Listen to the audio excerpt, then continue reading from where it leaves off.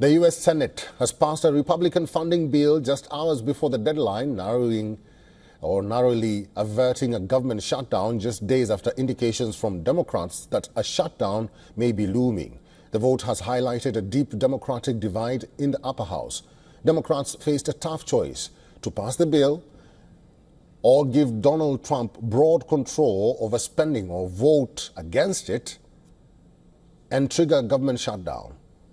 Democrats would have hoped to use the battle over government funding to seize the political spotlight from Trump and counter his efforts to cut federal jobs and services. Instead, the spending showdown has left the party divided. The bill extends government funding for 6 more months, and it has been sent to for Trump's signature with a 54 against 46 vote.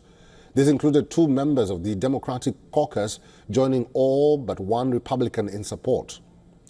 But prior to final passage, Senate Minority Leader Chuck Schumer and 9 other Democrats helped the measure clear a 60-vote procedural hurdle. Schumer had initially said that Democrats had no will to pass the bill that would keep the government funded for the rest of the fiscal year. But on Thursday night, he changed course and announced that he would support the GOP bill and avoid a shutdown.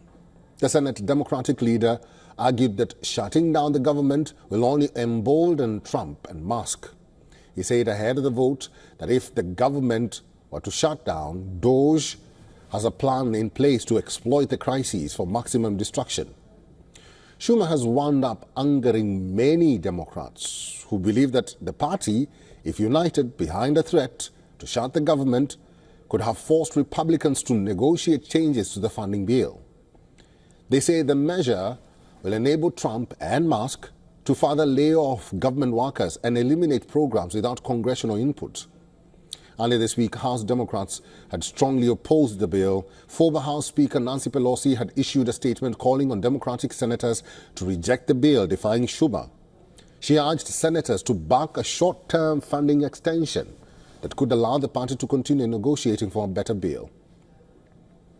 Experts now say this was an opportunity for Schumer to unite the party against Trump's strides, at a time when Democrats are still trying to find their footing.